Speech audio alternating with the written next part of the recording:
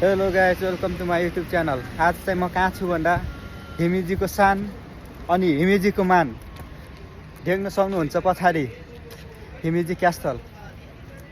यो चाहिँ main get हो। यहाँदेखि चाहिँ अब भित्र छिर्न सकिन्छ। यहाँदेखि छिरिसकेपछि अझै अर्को गेट हुन्छ, त्यहाँ चाहिँ टिकट लिएर मात्र माथिको हिमीजी क्यास्टलभित्र जान पाइन्छ है।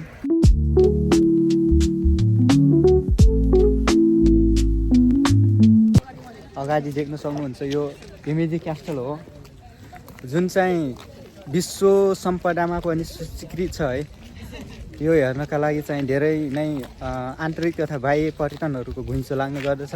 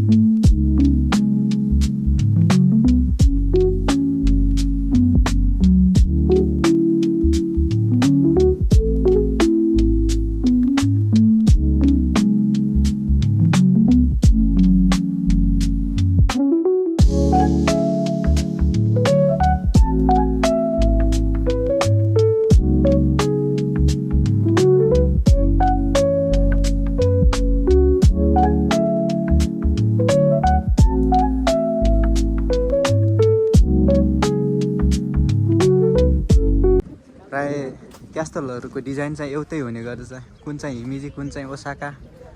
खासै झट्ट हेर्दा छुट्याउन चाहिँ गाह्रो हुन्छ है। फाइनल्ली यो 7वटा गेट पार गरिसकेपछि चाहिँ हामी पुग्छौँ कि भन्ने आशा छ।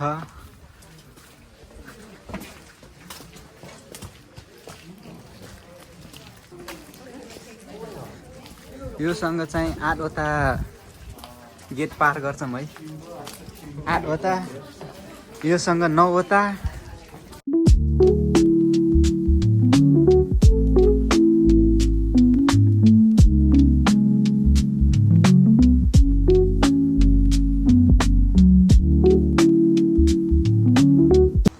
यो क्यास्टल चाहिँ पुरै ढुङ्गाले मात्र बनेको छ है। यहाँ सिमेन्ट को चाहिँ युज भएको छैन। यो ढुङ्गा र काठले बनेको छ है। यो पुरै यो माथिको यो देख्न सक्नुहुन्छ, यो चाहिँ काठ हो, काठले बनेको सबै।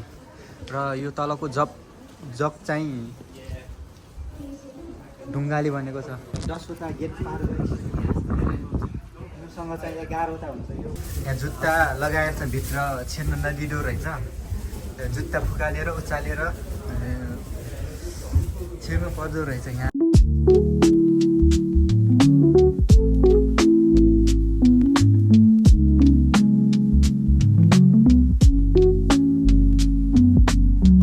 पहिलेको राजाहरू बस्ने महल हो यो। राजा अनि समुदायहरू बस्ने महल हो यो।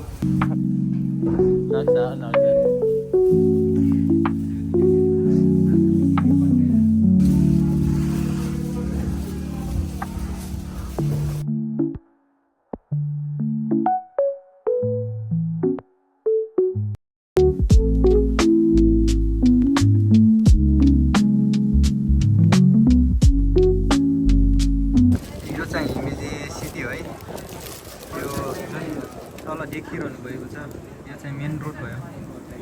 यो चाहिँ मेन रोड भयो र सिटी एरिया पनि यही हो है। यता देखिरहनु भएको छ यो ठुल्ठुलो बिल्डिङहरू।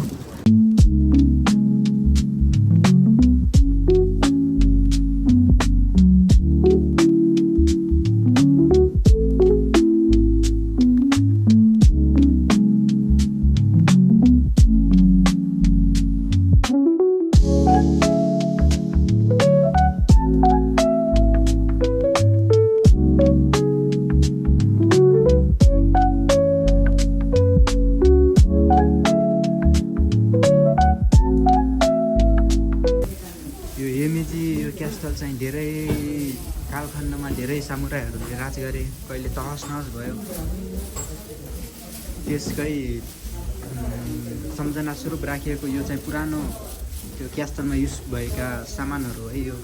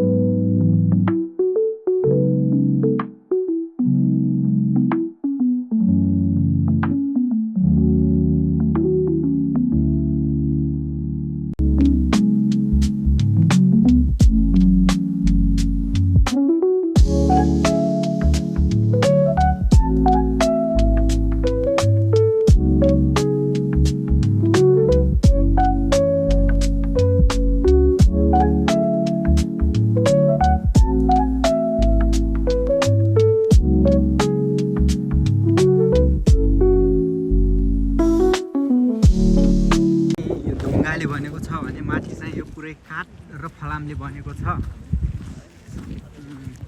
अरू चाहिँ यो सेतो चुना देखिरहनु भएको छ, यो चाहिँ जापानिज क्यास्टल र घरहरू चाहिँ काठबाट बन्ने भएकाले यो आगो लागेको सम्भावना धेरै हुने भएकाले चाहिँ त्यसबाट बचाउ प्लस सौन्दर्यताका लागि चाहिँ यो सेतो चुनाको प्रयोग गर्दछ।